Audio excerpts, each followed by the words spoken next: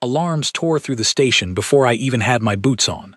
I am Ethan Hall, junior translator for the United Earth Contact Office, and on that morning, I was thrown out of my bunk by a siren that meant only one thing. Something had entered our system. Something big. I ran through the corridor with my shirt half-buttoned, following the crowd of officers heading toward the command deck. Nobody was speaking. Nobody needed to. We all knew this day would come eventually. Humanity had been listening to the stars for over 100 years, and for over 100 years, nothing had answered back. Until now. On the main screen, a shape floated in the black beyond Mars. It was not one ship. It was a formation, hundreds of vessels moving together in perfect, disciplined lines, like a swarm of metal wasps escorting something far larger at their center. My hands went cold. My mouth went dry. This was not a scouting probe or a stray comet. This was an arrival. Captain Laura Bennett stood at the center of the room, arms folded, eyes locked on the screen. She was the kind of officer who never raised her voice, which somehow made her more frightening when she finally spoke. "Report," she said. A young officer at the sensor station answered, his voice cracking. "Formation size, approximately 400 vessels. Lead ship is easily 10 kilometers long. Energy signatures are off every scale we have on file." The room went silent again. 10 kilometers. I tried to picture something that size and failed. Our largest orbital station could have fit inside one of its landing bays with room to spare. "Do we have communication?" Bennett asked. "Negative, Captain. They are broadcasting, but not to us." "It looks like they are broadcasting to everyone. Open channels, all frequencies, no encryption. Play it." The comm officer pressed a control, and a voice filled the room. It was deep, resonant, and slow, like something read from an ancient scroll rather than spoken by a living throat. "People of this world, you stand before the grand dominion of the sundered stars, eternal rulers of the outer reaches, keepers of order across 400 systems. We have detected your signal. We have come to determine your place among us. Prepare yourselves for judgment." Nobody breathed. I remember that clearly, because I noticed the silence before I noticed my own fear. 400 systems. Judgment. These were not words a small, frightened species wanted to hear on a random morning before breakfast. General Owen Price arrived a few minutes later, still catching his breath from being called out of a meeting 3 floors below. He was older than Bennett, gray at the temples, with the tired eyes of a man who had spent his whole career hoping this exact moment would never happen on his watch. "Talk to me," he said. Bennett gave him the numbers. 400 ships, a flagship the size of a small moon, a message calling us subjects waiting for judgment. Price listened without interrupting, his jaw tightening with every sentence. "Do we know anything about them?" he asked. "Any records, any old transmissions, anything at all?" This was where I came in. My job at the contact office was to study every stray signal humanity had ever picked up from deep space and try to build some kind of dictionary out of it in case a day like this ever arrived. I stepped forward, and every eye in the room turned to me, which was not a feeling I enjoyed. "Sir, we intercepted fragments of a similar broadcast pattern 11 years ago," I said. "It was faint. We thought it was noise at the time. The wording matches almost exactly. Grand Dominion, Sundered Stars. It seems to be a formal title they use whenever they arrive somewhere new." "So this is a script," Price said. "A performance." "It appears so, sir. Whatever it is, they have used it before." Price rubbed his eyes. "Get me the diplomatic team, all of them. We meet in 20 minutes. I was not supposed to be part of the diplomatic team. I was a translator, 3rd rank, mostly assigned to boring cultural review work, comparing old radio signals for patterns nobody else wanted to bother with. But when the meeting started, my supervisor was out on medical leave, and someone had to explain what little we understood about the visitors. That someone turned out to be me. The room upstairs was tense in a way I had never experienced before. Diplomats from a dozen countries sat shoulder to shoulder.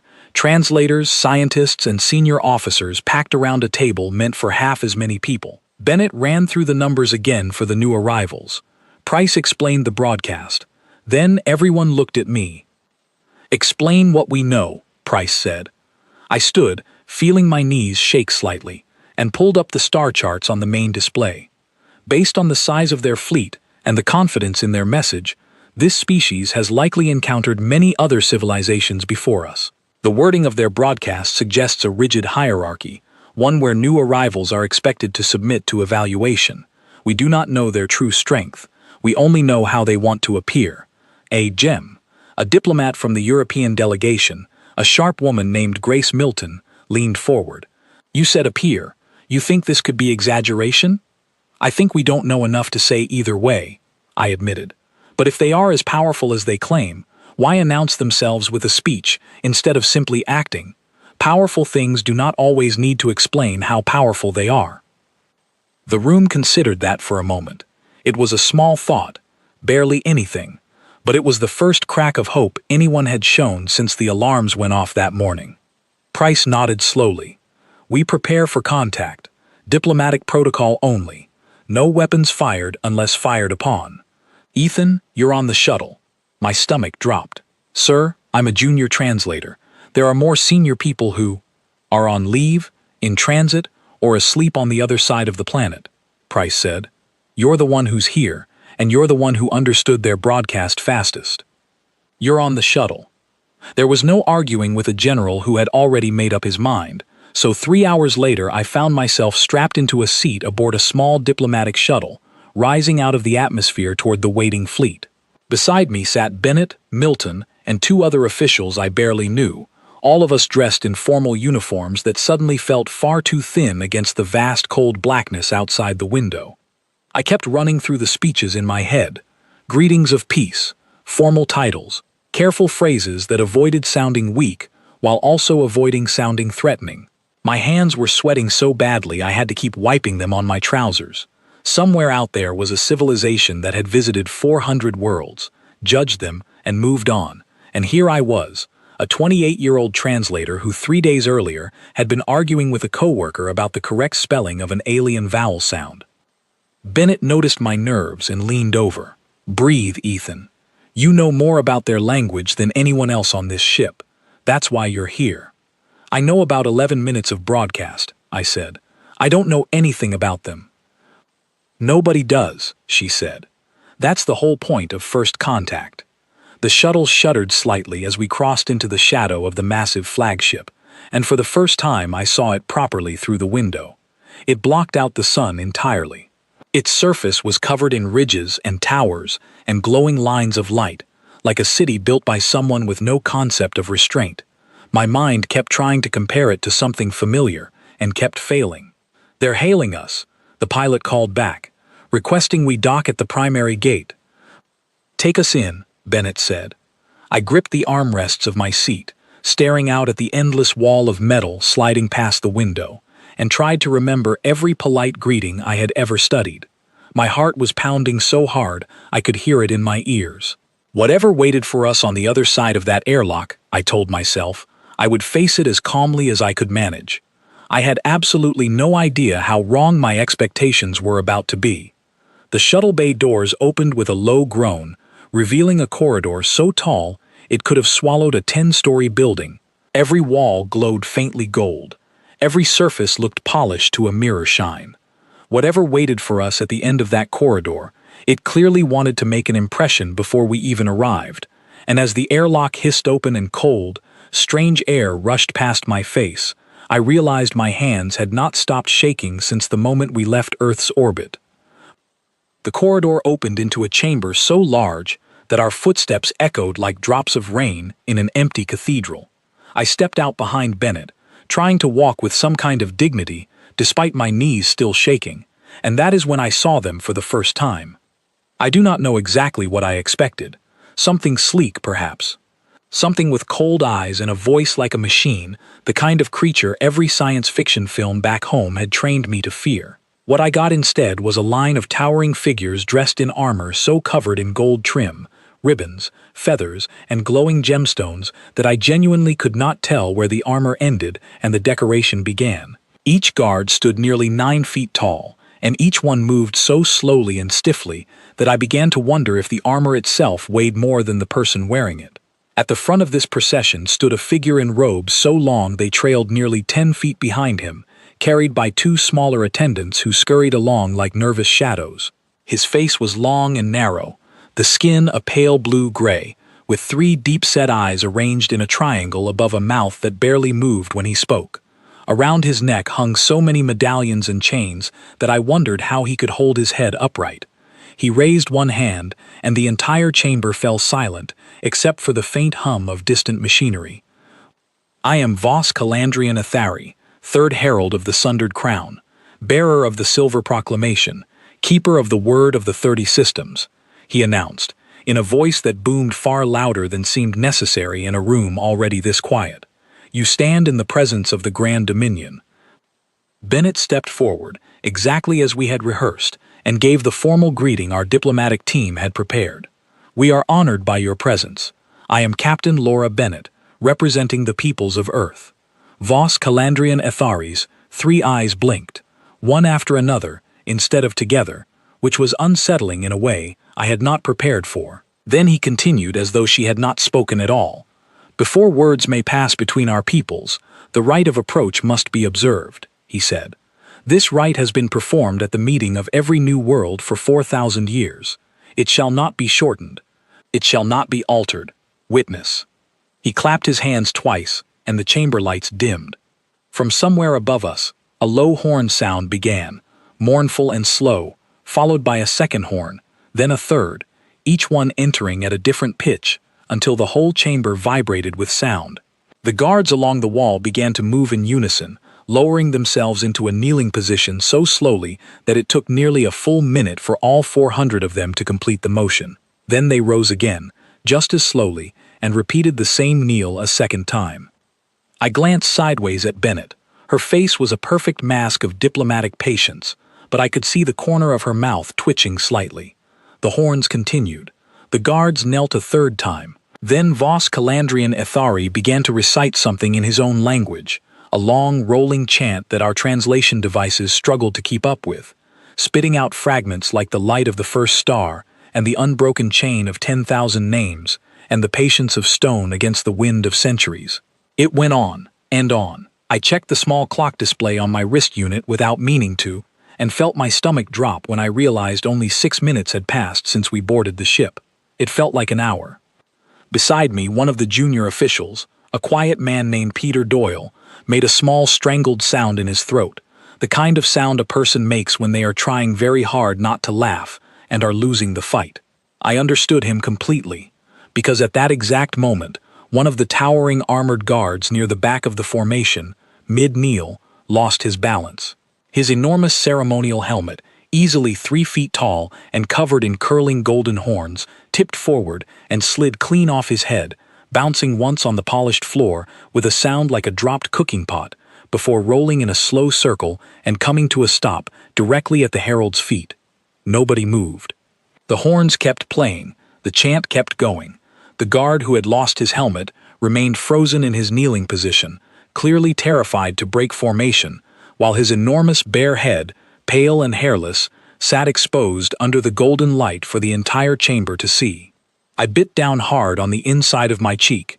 Doyle's shoulders were shaking beside me. Even Bennett, iron-faced Bennett, had gone very still in the particular way people go still when they are concentrating everything they have on not laughing at the worst possible moment. The chant finally ended, the horns faded. Vos Calandrian Athari looked down at the fallen helmet by his feet, with what I can only describe as profound disappointment, then gestured with 2 fingers. An attendant rushed forward, scooped up the helmet, and hurried it back to the mortified guard, who accepted it back onto his head with the solemn dignity of a man pretending nothing at all had happened. "The rite of approach is complete," the herald announced, as though a giant golden helmet had not just rolled across the floor in front of visiting dignitaries from another planet. "You may now proceed to the Hall of First Words." We followed him through another corridor, this one lined with statues of past rulers, each statue taller and more elaborately decorated than the last, until we reached a chamber even larger than the first. At its center sat an enormous throne, empty, glowing faintly with an internal light. Before it floated a shimmering projection, a hologram of a figure even more ornately dressed than the herald, wearing a crown that seemed to be constructed entirely of interlocking rings of light. "Behold," Vos Calandrian Ithari said, dropping to one knee before the projection, "the eternal presence of his radiant majesty, Emperor Threndal the Unbending, 12th of his line, voice of the outer reaches." The hologram flickered, distorted slightly, and then began to speak in a voice deep enough to rattle my chest. "People of this newly discovered world, I, Emperor Threndal The image froze mid-sentence, pixelating into a blocky mess of light before glitching sideways and reappearing upside down. The voice continued regardless, now sped up to twice its normal pace, so that the Emperor's booming declaration of eternal dominance came out sounding like a very fast, very high voice reciting poetry. Then the whole projection blinked out entirely, leaving only empty air where the Emperor had been standing a moment before. The silence that followed was the longest of my life. Vos Calandrian Ithari remained frozen on one knee, staring at the empty space where his Emperor's image had just been reciting nonsense at high speed, his three eyes blinking rapidly in what I assumed was pure horror. Behind me, I heard Doyle make a sound like a kettle starting to boil, quickly muffled behind his hand. I pressed my lips together so hard they hurt. An attendant rushed forward, tapping at some kind of control panel hidden beside the throne, muttering rapid words in their language that our translators picked up as something close to "restart the sequence." Restart the sequence. Why does it always fail during the important part? The hologram flickered back to life, this time the right way up, and the Emperor's projected voice resumed exactly where it had left off, as though nothing at all had happened. "Bearer of the Silver Proclamation, and rightful judge of all newly discovered peoples, welcome you to your place in the greater order of the stars." I do not know how I managed to keep a straight face through the rest of that speech. I truly do not. My eyes were watering from the effort. Beside me, Bennett had gone completely rigid, staring straight ahead, at a point somewhere above the Emperor's projected crown, the exact posture of a person holding their breath. The Emperor's hologram continued for several more minutes, describing in tremendous detail the glory of the Dominion, the honor of being considered for inclusion among its subject worlds, and the seriousness with which our evaluation would be conducted. Every third sentence used a phrase like unbroken or eternal or unquestionable, which after the helmet incident and the voice glitch felt less like descriptions of an unstoppable empire and more like a group of people trying extremely hard to convince themselves of something. Finally, the speech ended, and the hologram bowed its head slightly before fading into nothing, this time cleanly. Vos Calandrian Ithari rose from his kneeling position and turned back to us, his expression once again perfectly composed, as though the last 10 minutes had gone exactly as planned. "You have witnessed the presence of the Emperor. Do you understand the honor bestowed upon you?" Bennett cleared her throat carefully before answering, her voice admirably steady. "We understand, and we are grateful for the welcome." "Good," the herald said. "Tomorrow, the formal evaluation shall begin. Representatives of your world shall be tested in matters of discipline, hierarchy, and proper conduct, as all worlds before you have been tested." "Of course," Bennett said. "We look forward to it." As the herald turned to lead us toward our assigned quarters aboard the ship, I glanced sideways at Doyle, whose face had gone bright red from the effort of holding everything in. He glanced back at me, and for just 1 second, our eyes met, and I saw in them exactly what I was feeling myself. Somewhere far behind that painted golden armor, and those ancient chants, and that malfunctioning hologram of an emperor who spoke in eternal certainties, there was something deeply, wonderfully funny happening, and neither of us had any idea yet just how much funnier it was about to get. Our quarters aboard the flagship turned out to be a suite of rooms larger than most houses back on Earth, decorated with the same relentless gold trim as everything else we had seen so far. Even the chairs had small carved crests on them. Even the drinking cups had tiny engraved mottos circling the rim. I sat down that first night and read one of them out loud to Doyle, just to hear how ridiculous it sounded. "To sip is to honor the endless line of the crown," I read. "It's a cup, Peter. It's a cup for water." Doyle laughed so hard he nearly fell off the couch, then quickly clapped both hands over his mouth, glancing nervously toward the door, as though the walls themselves might report us for disrespecting a drinking vessel. Do you think they have a chant for using the bathroom too? At this point, I said, I would not be surprised in the slightest.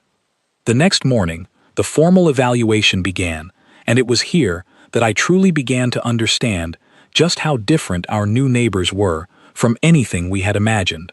We were led into a chamber filled with rows of officials, each one wearing robes denoting rank, and each rank apparently requiring its own distinct color, pattern, and number of shoulder tassels.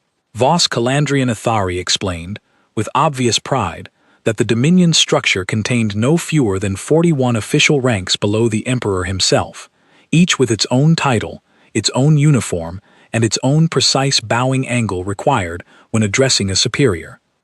41 ranks, Bennett repeated carefully, and how does one move between them?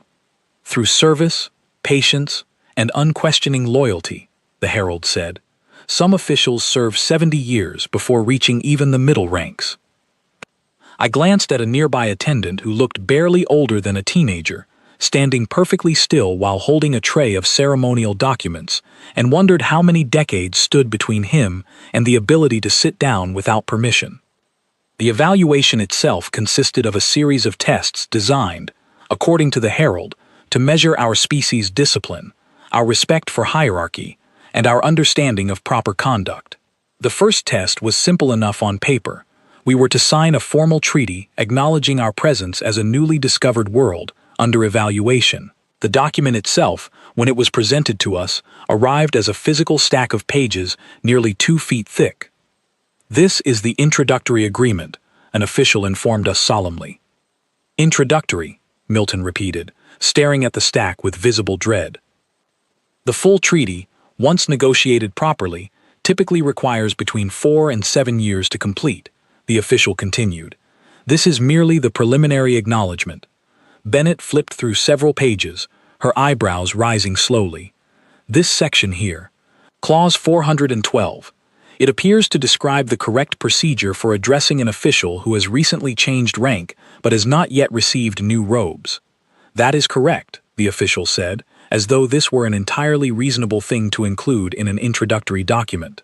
One must never address a newly promoted official by their former title, nor by their new title, until the ceremony of robes has been completed.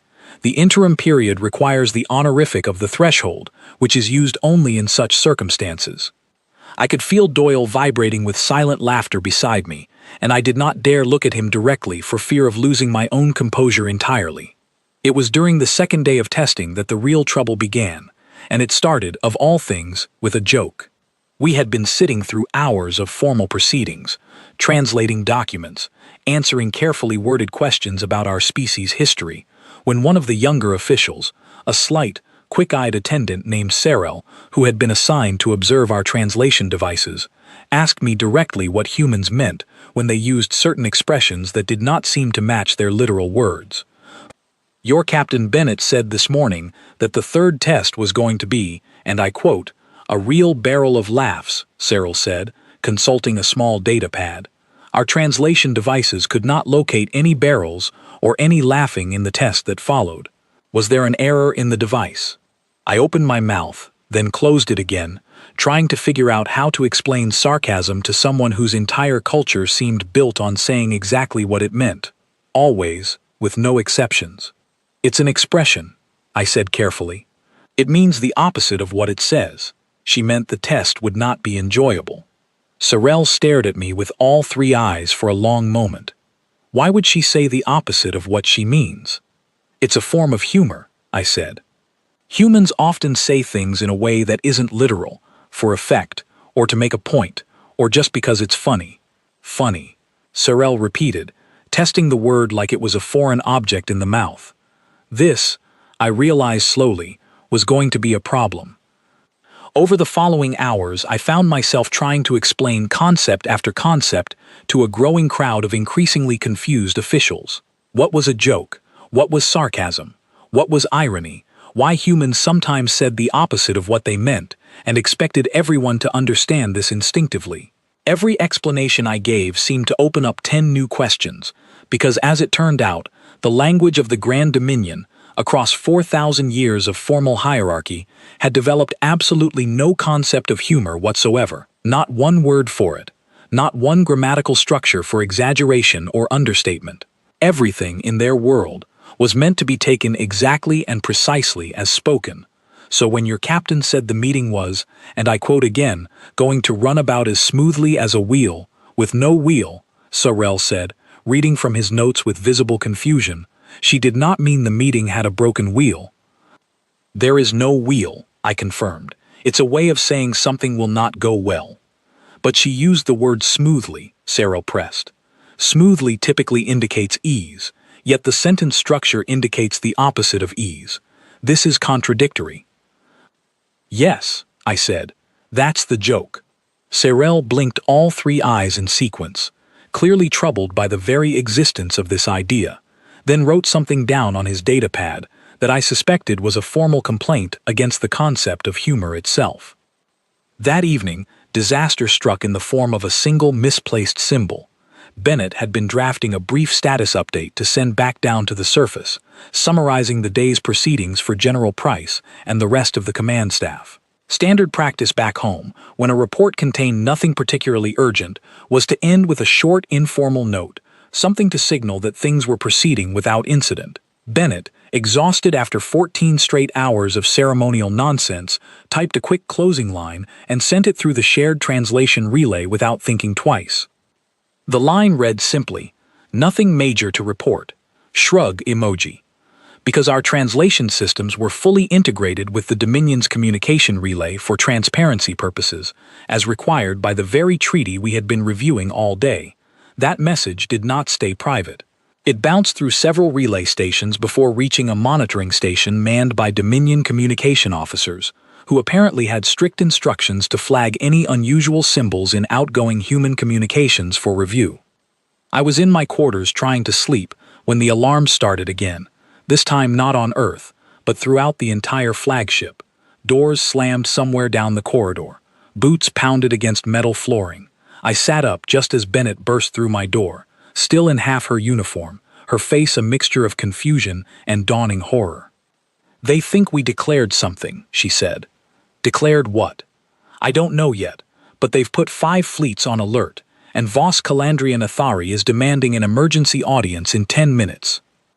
We rushed to the main hall, where the herald was waiting with an expression I had not yet seen on his long, narrow face, something between alarm and deep offense. Around him stood a dozen officials, all speaking rapidly into small devices, all glancing at us with expressions ranging from suspicion to outright fear. "Explain this symbol," Vos Calandrian Athari demanded, holding up a datapad displaying, enlarged to fill the entire screen, a small round face with 2 flat lines for eyes and a single upturned line for a mouth, arms raised at slight angles on either side. Bennett squinted at it. "That's a shrug. Our analysts have determined this symbol depicts a being with weapons raised on both sides in a posture of aggression," Vos Calandrian Athari announced, appended to a message declaring, and I quote, "Nothing major," which our linguistic division interprets as a deliberate understatement preceding conflict. "This is a war symbol." I nearly choked. It's not a war symbol. It means she doesn't know, or she doesn't have strong feelings about something. It's a gesture of, well, of casual uncertainty. Casual uncertainty, one of the officials repeated slowly, as though the very concept offended some deep part of his soul. "You attach this symbol to official communications regarding matters of state, to express uncertainty, casually." "Yes," I said, "without formal review, without hierarchy approval, without prior notice to command." "That's usually how it works, yes." The room fell into stunned silence. Several officials began speaking rapidly among themselves, their voices climbing steadily in both speed and pitch, until Vos Calandrian Athari raised a hand for quiet. "In 4,000 years," he said slowly, "no species has ever attached an unapproved symbol of unknown meaning directly to a status report intended for command review, without formal translation certification." "We didn't know it needed certification," Bennett said. "It's just an expression. It means everything is fine, more or less." "More or less," another official repeated. his voice cracking slightly, with what I can only describe as genuine distress. It took nearly 2 hours of careful explanation, multiple demonstrations using our own faces to show what a shrug actually looked like, performed by a living person, and one deeply awkward moment where Doyle was asked to physically shrug in front of the assembled officials while 3 separate scribes took detailed notes, before the fleet stood down from alert status. Vos Calandrian Ithari eventually declared the incident a misunderstanding rather than a hostile act, though I noticed he insisted on filing an official report describing the shrug as, and I am quoting his exact translated words here, a gesture of profound ambiguity requiring further study. By the time we returned to our quarters that night, Doyle was laughing so hard he had to sit on the floor, tears streaming down his face, repeating the phrase gesture of profound ambiguity over and over between fits of breathless giggling. 5 fleets, he wheezed. 5 entire fleets, Ethan, because Bennett shrugged in a text message. I sat down beside him, exhausted and giddy in equal measure, and found myself laughing too, quietly at first, then completely losing control, the 2 of us howling in the middle of that absurdly gold-decorated room until Bennett appeared in the doorway, arms crossed, trying and failing to maintain the stern expression of a captain who had just spent 2 hours explaining basic human body language to a room full of terrified alien bureaucrats. "It's not funny," she said, and then immediately ruined the effect entirely by breaking into a wide, helpless grin of her own. None of us slept much that night. We were too busy trying to imagine what other simple, harmless pieces of human expression might set off entire fleets of a civilization that had apparently never once, in 4,000 years across 400 systems, encountered the idea that a person might say something without meaning it exactly and completely. We had no way of knowing yet just how far that realization was about to travel, or how many other worlds across the Dominion were quietly, secretly watching every single moment of it unfold. What none of us understood, not yet, was that every formal proceeding aboard the flagship was being broadcast, in full, across the entire Dominion communication network. This was not something anyone had bothered to explain to us. It was simply standard practice, we later learned, a way for the Emperor's court to demonstrate the strength and order of the evaluation process to every subject world under Dominion control. Every kneel, every chant, every moment of our confused stumbling through 4,000 years of ceremony had been streaming live to trillions of viewers scattered across 400 systems, including the shrug, including the 5 fleet alert, including, as we discovered the following morning, the entire recording of Peter Doyle standing awkwardly in front of a room of officials, demonstrating a human shrug over and over while solemn scribes took notes on his arm posture. Vos Calandrian Ithari arrived at our quarters just after breakfast, and for the first time since we had met him, his composed, formal expression had cracked slightly at the edges. He held a datapad in one trembling hand. "There is a matter requiring your attention," he said. "Of course," Bennett said, straightening. "What's happened?" "The broadcast of yesterday's proceedings has reached the outer territories," he said. "It appears certain reactions have been recorded among subject populations." He turned the datapad toward us, and I leaned forward to see a feed showing footage from what looked like a market square on some distant world, crowded with beings of a species I did not recognize, tall and slender with mottled skin. In the corner of the frame, a small screen mounted on a wall was playing our broadcast, the exact moment where Doyle demonstrated his shrug for the 3rd time, while a scribe scribbled furiously. The crowd in the market square, I slowly realized, watching the screen, was doing something none of them had apparently done in public for a very long time. They were laughing, not politely, not carefully, great rolling waves of laughter that spread from one cluster of beings to the next, as the shrug demonstration repeated on the screen, until the entire square seemed to be shaking with it, beings clutching at each other, some doubled over entirely, one figure near the front actually sitting down on the ground because they could no longer stand upright. "This is happening," Vos Calandrian Ithari said, his voice tight. "On 11 worlds so far. Reports continue to arrive." Bennett looked genuinely alarmed now, in a way she had not been even during the fleet alert. "Is that a problem? Laughing?"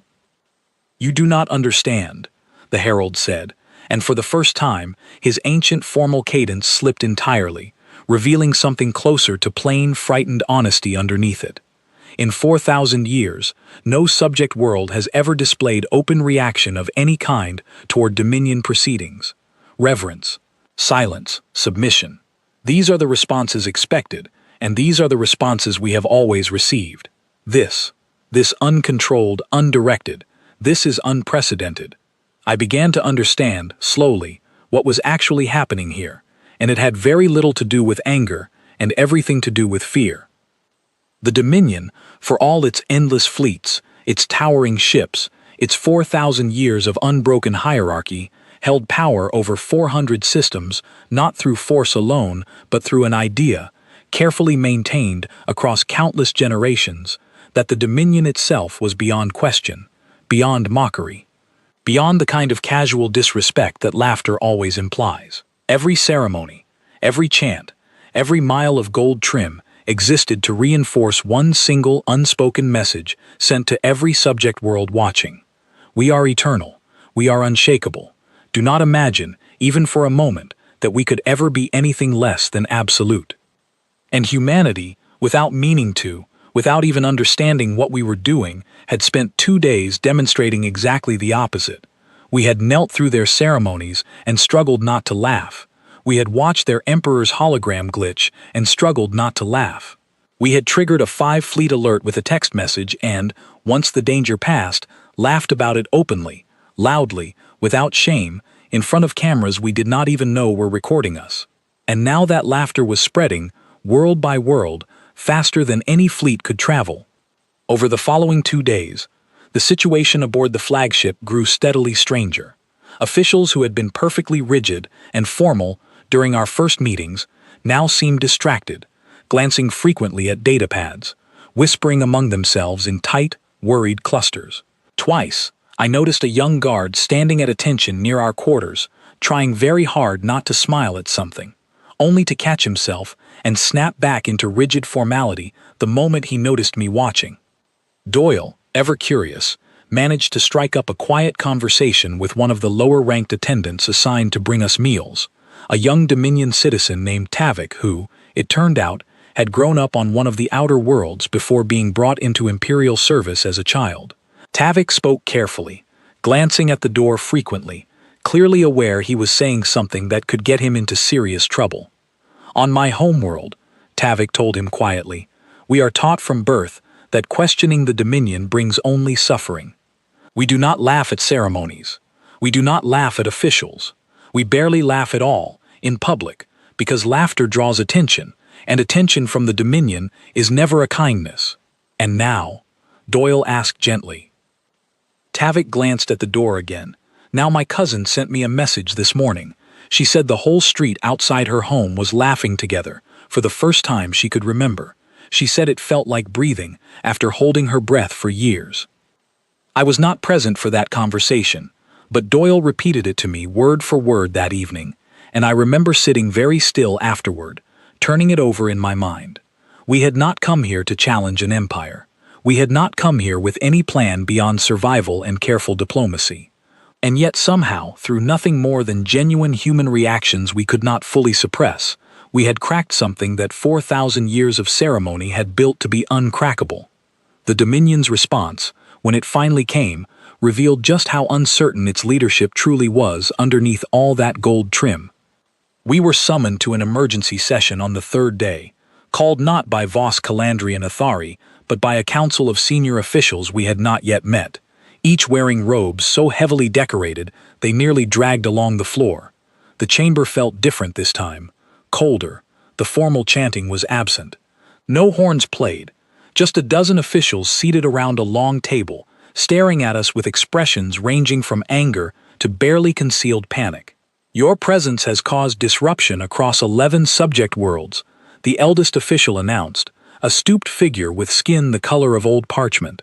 Reports of public gatherings, unauthorized assembly, and open mockery of Dominion proceedings continue to increase hourly. This cannot be permitted to continue.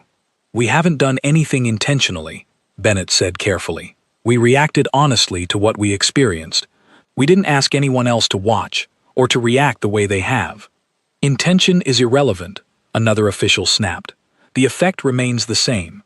4,000 years of order now faces open questioning because a handful of your kind could not control their expressions during a formal ceremony. With respect, Bennett said, her voice steady despite the obvious tension in the room. If 4,000 years of order can be shaken this easily, perhaps the order was never as solid as it appeared. The room went completely silent. I held my breath, certain we had just crossed some invisible line that would end very badly for all of us. The eldest official's jaw tightened, his weathered hands curling slightly against the table's edge. Before he could respond, a low chime sounded from a device at the center of the table, and one of the younger officials glanced down at it, her expression shifting rapidly from professional composure to something close to horror.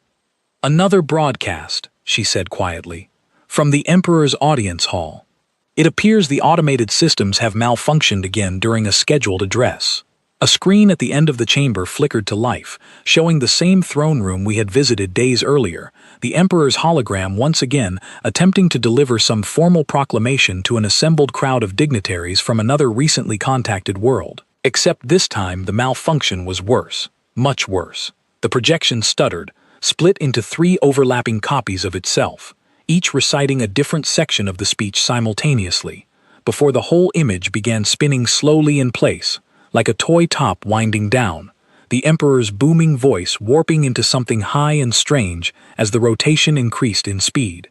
The assembled dignitaries on screen, beings none of us recognized, stood frozen in exactly the same painful silence we ourselves had experienced days earlier, clearly fighting the exact same battle against their own laughter. Then, on the recording, one of them lost that battle entirely. A single, sharp bark of laughter broke through the silence, and within seconds the entire assembled crowd of that unfamiliar species had collapsed into the same helpless, rolling laughter we had witnessed spreading across those 11 worlds already. Every official at the table stared at the screen in absolute ashen-faced silence. "This footage is live," the young official said quietly. "It is broadcasting now, across the entire network, to all 400 systems, at this exact moment." Nobody spoke for a long time. I glanced at Bennett, who was watching the spinning, warping hologram with an expression I could not quite read, somewhere between sympathy and quiet astonishment. Whatever the Dominion had built its power upon across 4,000 years of rigid ceremony, it was becoming clearer with every passing hour that the foundation had never been strength at all. It had been silence, and silence, once broken, does not easily put itself back together. The eldest official finally turned away from the screen, his shoulders sagging slightly under the weight of his own elaborate robes, and looked at us with an expression that had lost every trace of its earlier fury, replaced now by something far more honest and far more frightening for a man who had spent his entire life believing in something unbreakable. "What," he asked quietly, "do you suggest we do?" Nobody in that chamber answered right away. Bennett glanced at me, then at Milton, then back at the row of officials whose entire understanding of their own civilization had just cracked open in front of a live audience spanning 400 systems. I realized, in that strange, suspended moment, that we were being asked a question no diplomat back on Earth had ever prepared me to answer. What do you do when the empire that summoned you for judgment suddenly needs your help instead? "I think," Bennett said slowly, choosing each word with care, "you stop trying to put the silence back together, and you start listening to what your own people have been trying to tell you." The eldest official's parchment-colored face tightened. "Our people have said nothing. They have only laughed." "That is them saying something," Bennett replied. "You just haven't built a way to hear it yet." A younger official near the end of the table, one who had barely spoken since the session began, cleared his throat nervously. "Council Elder Draven, if I may, the reports from the outer worlds are not describing rebellion. There have been no attacks, no refusals of duty, no damage to Dominion property, only laughter, and afterward, conversation. People talking to each other in the street about things they have apparently never discussed openly before." "What kind of things?" the elder asked warily. "Small things," the younger official said. "Whether the evaluation process is fair, whether the treaty requirements are reasonable for a newly discovered world, whether 4 years is truly necessary to negotiate a formal agreement between two peoples who mean no harm to each other. I watched the elder's face carefully as this sank in, and something in his expression shifted, not into anger, but into the particular exhaustion of a man realizing he had spent decades enforcing rules nobody had ever actually tested. 4,000 years was a very long time to go without anyone asking a simple question out loud. Vos Calandrian Athari, who had been standing quietly near the chamber door throughout this entire exchange, finally spoke. Elder Draven, if I may offer an observation, the humans did not set out to challenge us. They set out to survive an encounter with a civilization far larger and older than their own, using nothing but honesty and their own natural reactions. If our order can be shaken by honesty, perhaps what needs repair is not the humans' behavior, but our own foundation. Draven was quiet for a long moment, his fingers drumming slowly against the polished table. Then, in a voice far smaller than the booming formal tones we had grown used to, he said, I have served this council for 63 years. I have never once in all that time considered that our order might be built on sand rather than stone. Most foundations look solid, Bennett said gently, right up until someone tests them. That single emergency session marked the beginning of something none of us, human or Dominion, could have fully predicted. Over the following weeks, as reports continued arriving from across the outer systems, the character of those reports began to shift. What started as spontaneous laughter evolved, world by world, into genuine conversation. Communities that had lived for generations without questioning a single Dominion regulation began sending formal petitions to the flagship. Something Vos Calandrian Athari informed us had happened perhaps a dozen times in the entire recorded history of the Empire, and had happened over 200 times in the 6 weeks since our arrival. The Council, faced with a wave of questions it had never needed to answer before, made a decision that surprised absolutely everyone, including, I suspect, themselves. Rather than attempting to suppress the growing conversation across their territories, they invited representatives from several subject worlds to join the negotiations already underway with Earth, creating something the Dominion had never once assembled in 4,000 years. A genuine, multi-species council convened not to judge a newly discovered world, but to discuss, openly and honestly, what a fair relationship between different peoples might actually look like. I attended nearly every session of that council over the following month, my role shifting gradually from nervous junior translator to something closer to a bridge between two very different ways of understanding the universe. I met beings from worlds I had never heard of before that morning, delegates with skin like polished stone, delegates who communicated through slow, rolling patterns of light across their bodies, delegates who apologized constantly for a habit of interrupting that their own culture considered a sign of engaged interest rather than rudeness. Every single one of them, in their own way, was learning the exact same lesson we had stumbled into by accident, that an empire's power depends entirely on whether its subjects believe questioning it is unthinkable, and that belief, once tested honestly, rarely survives the test. The 4-year treaty timeline, once considered an unbreakable tradition, was renegotiated within 3 months into something far more sensible, a living document meant to be revised as circumstances changed rather than fixed in stone for a generation. The 41 ranks of official hierarchy remained, because as it turned out, several species genuinely valued that kind of structured order, but a new provision was added, allowing citizens across every subject world to submit direct petitions without requiring 70 years of patient service first. Small changes, reasonable changes, the kind of changes that should have felt obvious from the start, but had simply never been tried, because nobody before us had ever laughed loudly enough, or honestly enough, to make anyone stop and ask why. Doyle and I sat together one evening near the end of our assignment, looking out through the observation window at the slowly rotating fleet still gathered around Earth, though its purpose had shifted entirely from evaluation to what Vos Calandrian Athari now called, with something that might have actually been warmth in his voice, ongoing partnership. You know what's strange, Doyle said, turning his cup of gold-engraved tea slowly in his hands.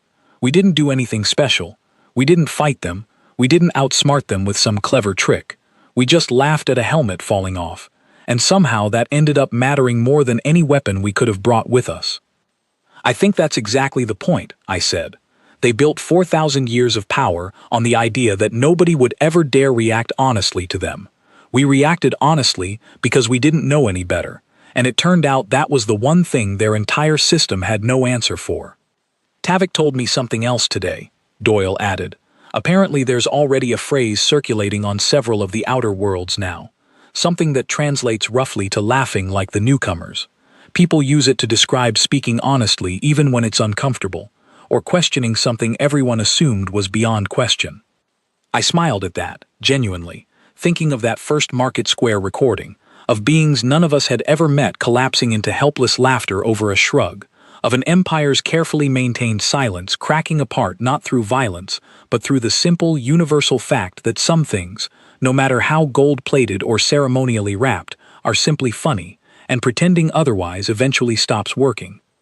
On our final day aboard the flagship, before the shuttle carried us back down to Earth for the last time, Bennett gathered the human delegation together for a small farewell gesture, something Milton had suggested half as a joke that had somehow turned serious by the time anyone thought to stop it.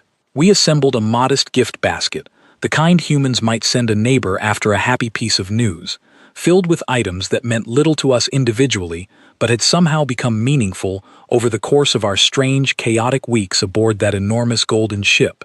A small printed card, a few items of simple Earth food safe for Dominion biology, and a handwritten note that Bennett insisted on including herself. The note read, in Bennett's careful handwriting, "Congratulations on your new beginning, from your friends on Earth, who promise never to stop shrugging." Vos Calandrian Athari accepted the basket with both hands, examining its contents with genuine curiosity rather than his usual rehearsed formality, and for the first time since we had met him, I watched something close to an actual smile cross his long, narrow face. "I do not fully understand this custom," he admitted, "but I believe I understand the sentiment behind it." "That's usually enough," I told him. As our shuttle pulled away from the flagship for the final time, dropping slowly back toward Earth's blue and familiar curve, I found myself thinking about everything that had happened since those first alarms tore me out of bed only weeks earlier. I had expected judgment. I had expected fear, perhaps even conflict, the kind of encounter that fills every warning briefing ever written about First Contact. What I found instead was an empire held together not by strength, but by silence, and a species, my own species, too honestly human to keep quiet, even when quiet seemed like the safer choice. Somewhere behind us, across 400 systems and countless worlds we would likely never visit ourselves, a single recording of Peter Doyle, demonstrating an awkward human shrug in front of a room of terrified scribes, continued circulating from screen to screen, Market Square to Market Square, carrying with it something far larger than the joke it had started as. Laughter, it turns out, travels faster than any fleet ever built, and once it starts spreading, there is no ceremony elaborate enough, no ancient chant long enough, and no gold trim thick enough to make people forget the sound of their own honest reaction to something genuinely, wonderfully ridiculous. I do not know what the Dominion will look like in another 100 years. I do not know whether the changes that began during those strange, chaotic weeks will hold, or fade, or grow into something none of us can yet imagine. But I know this much for certain. Somewhere out among those distant stars, on 100 different worlds, people who had never before dared question anything are now sitting together, talking openly for the first time in living memory, and somewhere in that conversation, if you listen closely enough, you can still hear the echo of laughter that started it all.